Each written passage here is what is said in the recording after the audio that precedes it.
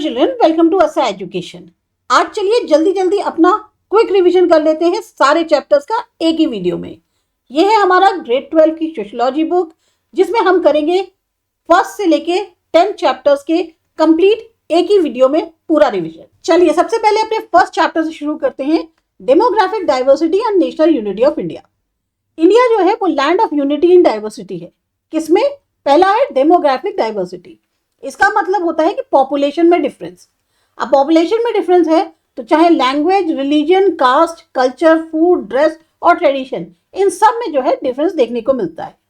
India में जो है 22 शेड्यूल्ड लैंग्वेजेस, मल्टीपल रिलीजन्स हैं, हिंदू, मुस्लिम, सिख, क्रिश्चियन, बुद्धिस्ट। अलग अलग फेस्टिवल्स और कस्टम्स जो हैं वो मनाए जाते हैं। ज्योग्राफिकल डाइवर्सिटी भी है, माउंटेन्स हैं, प्लेन्स हैं, डेजर्ट्स हैं, कोस्टल एरियाज हैं। इतनी डाइवर्सिटी के बावजूद इंडिया यूनाइटेड कैसे है? कॉन्स्टिट्यूशन सबको इक्वल राइट्स देता है, फंडामेंटल राइट्स एंड ड्यूटीज हैं, डेमोक्रेसी और सेक्युलरिज्म है। साथ ही साथ नेशनल सिंबल्स और फेस्टिवल्स जो हैं वो भी जो है यूनिटी को प्रमोट करते हैं। चैलेंजेस जो फेस करने पड़ते हैं उसमें है कम्युनलिज्म, रीजनलिज्म और कास्टिज्म, पर इंडियन कॉन्स्टिट्यूशन और वैल्यूज मेंटेन करते हैं यूनिटी को। तो कंक्लूजन क्या हुआ कि यूनिटी इन डाइवर्सिटी जो है वो है स्ट्रेंथ इंडिया का। दूसरा चैप्टर है chapter 2, Indian culture and community. India का जो कल्चर है वो दुनिया का सबसे एंशिएंट और रिच कल्चर्स में से एक माना जाता है। अब इस कल्चर के फीचर्स क्या है? पहला है यूनिटी इन डाइवर्सिटी, दूसरा है टॉलरेंस एंड सेक्युलरिज्म, तीसरा स्पिरिचुअल वैल्यूज और चौथा है फैमिली सिस्टम जो काफी स्ट्रांग होता है। कम्युनिटी का क्या मतलब होता है? कम्युनिटी का मतलब होता है ग्रुप लोगों का जो सेम एरिया, कल्चर या बिलीव्स को शेयर करते हैं। इंडिया में जो कम्युनिटीज हैं वो उसमें रिलीजियस, लिंग्विस्टिक, ट्राइबल और रूरल और अर्बन कम्युनिटीज है।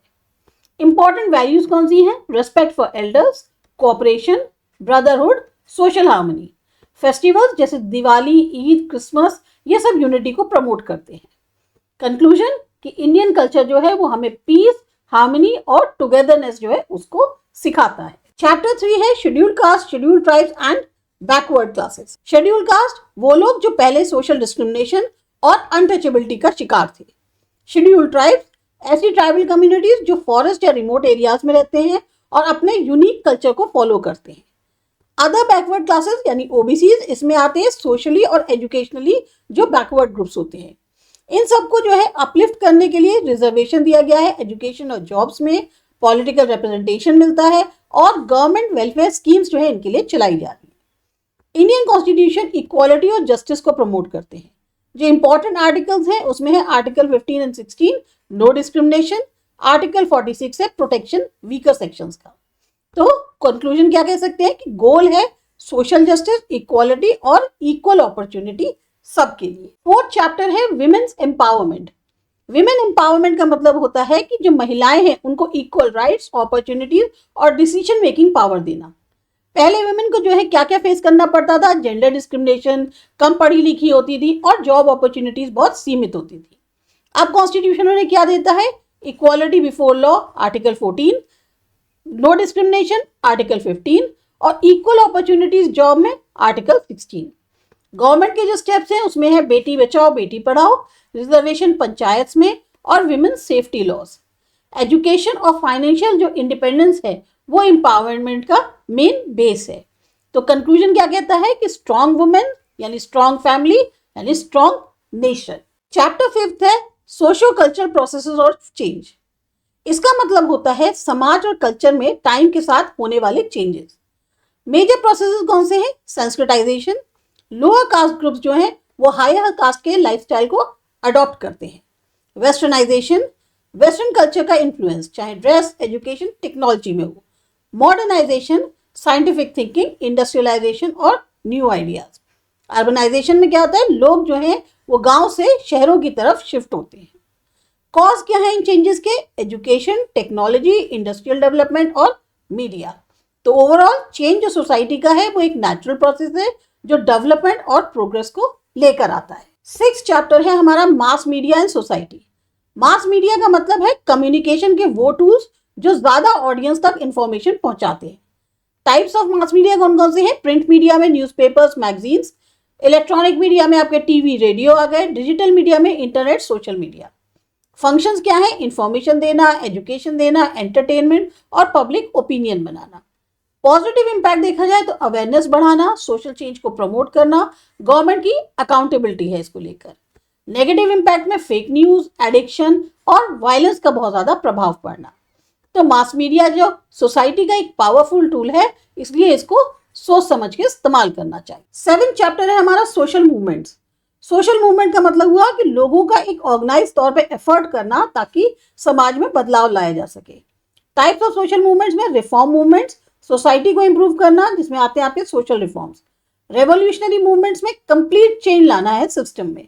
एनवायरमेंटल मूवमेंट्स, नेचर के प्रोटेक्शन के लिए, जैसे ट्री प्रोटेक्शन मूवमेंट्स, इन सब से। वुमेन और दलित मूवमेंट्स, इक्वालिटी और राइट्स के लिए स्ट्रगल करना। फीचर्स क्या है? Collective action, common goal, leadership, peaceful या प्रोटेस्ट मेथड्स होते हैं। इंपॉर्टेंस क्या है? जस्टिस को प्रमोट करते हैं, राइट्स सिक्योर करते हैं और सोशल अवेयरनेस जो है उसको बढ़ाते हैं। सोशल मूवमेंट जो सोसाइटी को बेटर और फेयर बनाने के पावरफुल टूल माने जाते हैं। 8th चैप्टर है पंचायती राज इन इंडिया। पंचायती राज का मतलब है विलेज लेवल पर लोकल सेल्फ गवर्नमेंट सिस्टम। 1992 में 73rd कॉन्स्टिट्यूशनल अमेंडमेंट ने इसको कॉन्स्टिट्यूशनल स्टेटस दिया था। 3 टियर सिस्टम है, ग्राम पंचायत विलेज लेवल पे, पंचायत समिति ब्लॉक लेवल पे और जिला परिषद डिस्ट्रिक्ट लेवल पे। मेन फीचर्स क्या है? डायरेक्ट इलेक्शंस 5 साल के लिए, रिजर्वेशन एससी और एसटी और साथ में विमेन के लिए। ग्राम सभा इसमें बहुत ही इंपॉर्टेंट बॉडी है। फंक्शंस क्या है? Village development, road, water, sanitation का और वेलफेयर स्कीम्स जो भी लागू करी जाती हैं सरकार के द्वारा, उनको सही तरीके से लागू करना। तो पंचायती राज जो है वो ग्रास रूट है हमारी डेमोक्रेसी की, जो उसको और ज्यादा स्ट्रांग बनाता है। हमारा 9th चैप्टर है सोशल डिविएशन, जुवेनाइल डेलिक्वेंसी और यूथ अनरेस्ट। सोशल डिविएशन का मतलब है सोसाइटी के रूल्स और नॉर्म्स के अगेंस्ट आप बिहेव करें। टाइप में आता है इसमें crime, substance abuse, violence, anti social activities. Causes क्या क्या है? Bad company, family problems, poverty, lack of education. Juvenile delinquency क्या है? 18 साल से कम के जो एज के बच्चे हैं उनका इलीगल या anti social behaviour. Youth unrest, जो यंग जनरेशन है उसको डिससैटिस्फाई होना, प्रोटेस्ट या एजिटेशन करना। सॉल्यूशंस क्या है? एजुकेशन दी जाए, काउंसलिंग करी जाए, स्ट्रॉन्ग फैमिली सपोर्ट मिले, एम्प्लॉयमेंट की अपॉर्चुनिटीज मिले और गवर्नमेंट के वेलफेयर प्रोग्राम्स उनसे रिलेटेड हो। तो प्रॉपर गाइडेंस और अपॉर्चुनिटीज जो है यूथ को पॉजिटिव डायरेक्शन देती है। फाइनली आता है हमारा 10th चैप्टर सोशल प्रॉब्लम्स। इसका मतलब है ऐसे इश्यूज जो सोसाइटी के बड़े सेक्शन को अफेक्ट करते हैं, उन पर असर डालते हैं। मेजर जो सोशल प्रॉब्लम्स हैं उसमें poverty, unemployment, illiteracy, population explosion, corruption, dowry system और चाइल्ड लेबर। इफेक्ट्स क्या होते हैं? क्राइम बढ़ता है, लिविंग स्टैंडर्ड पुअर होते हैं और जो सोशल अनरेस्ट है वो देखने को मिलता है। कॉजेज क्या है? पढ़ाई लिखाई में कमी होना, आर्थिक तौर पे समान ना होना, सामाजिक तौर पे भेदभाव होना और बहुत तेजी से पॉपुलेशन का बढ़ना। सॉल्यूशंस क्या है? एजुकेशन और अवेयरनेस, गवर्नमेंट की स्कीम्स, स्ट्रिक्ट लॉज और पब्लिक का कोऑपरेशन। तो सोशल प्रॉब्लम्स को मिलकर सॉल्व करना ही एक रिस्पॉन्सिबल सिटीजनशिप मानी जाती है। तो ये आपका एक बहुत ही क्विक रिवीजन था आपके 10 के जो 10 चैप्टर्स हैं सोशियोलॉजी के, उनका। इसी तरीके से अगर आपको लगता है कि आपको पसंद आया है तो आप बताइए, हम और सब्जेक्ट्स के भी इस तरह से क्विक रिवीजन आपको चैप्टर्स बना कर देते हैं। तब तक आप सब्सक्राइब करिए आसा एजुकेशन।